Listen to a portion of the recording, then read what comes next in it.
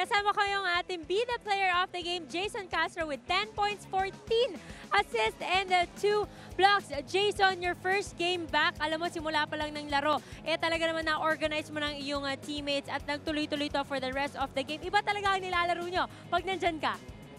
Yun lang yung kailangan namin, ma-execute namin yung mga plays namin, and then ma-involve ko yung mga teammate ko kasi marami naman kami shooter at saka scorer. So, yun yung pinaka #1 advice sa akin ni Coach Nas. Ngayon naman pag-usapan natin the evolution of your role being vocal, a leader sa mga timeouts kanina. Minsan ikaw na yung nagsasalita even sa gilas. Yan na rin nagiging role mo. Na-embrace mo na ba totally itong bagong stage ng iyong role in the PBA? Kailangan kasi parang ako na lang yung veteranong guard dito at the same time. Yun nga, kailangan ko lang sabihan sila, especially on defense kasi sa akin lahat nagsisimula yung defense mo anong tatawag ko. Yun yung sinusunod nila. So, sana magtuloy-tuloy yung ano ka.